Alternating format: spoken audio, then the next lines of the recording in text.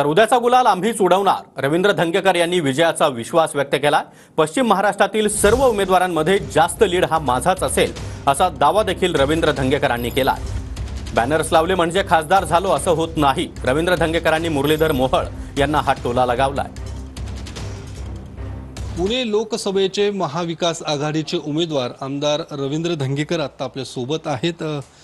उद्या मतमोजणी अवघे काही तास आता उरलेले आहेत आणि काय निकाल लागेल, काय एकूण चित्र असेल उद्याचं, काय साधारणतः या वेळेपर्यंत चित्र स्पष्ट होईल। उद्या काही धाकधूक आहे मनात, काय वाटतं? अजिबात धाकधूक नाही।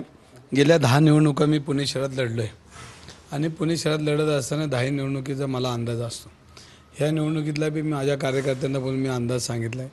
आपण पुणेकरांचा उमेदवार आहे, पुणेकर उद्या जिंकताना दिसतील नाही। मी सगळ्या कार्यकर्त्यांना विश्वास देईल आणि तुम्हाला पहिल्या फेरीपासूनच दिसेल पुणेकर आघाडीवर असतील। विजयाचा जल्लोषाची तयारी सुद्धा सुरू झालेली आहे। बॅनरबाजी ठिकठिकाणी लावण्यात आलेली आहे। खासदार म्हणून जिकडे तिकडे जे काही चर्चा सुरू झाली, काय वाटते बॅनरबाजी आणि सगळ्या जल्लोषाच्या तयारी? बघा, पेटीमध्ये मतदान केलंय आणि जर अंदाजावर निवडणुका झाल्या तर आमच्याकडं आमचे नेते स्वर्गीय काकावडके आम्हाला नेहमी म्हणायचे, जर पेंटर बोर्ड लावून आणि भिंती रंगून जर कोण नगरसेवक असेल तर मग पेंटरच नगरसेवक झाले असते पुण्यात। तर तसं काय नाही, कोणी अंदाज केला मग ते नाही काय होणार खासदार। अंदाज करणारे खासदार व्हायची इच्छा असेल ना, पण अंदाजावर काय होत नाही। विश्वास आहे उद्या सगळा निकाल तुमच्या बाजूनेच असेल? पुणेकर जिंकताना दिसतील आणि पुणेकर उद्या गुलाल खेळतील हा माझा विश्वास आहे आणि 100% हा विश्वास खरा ठरणार आहे। तुम्ही फक्त आता मला लीड विचारू नका।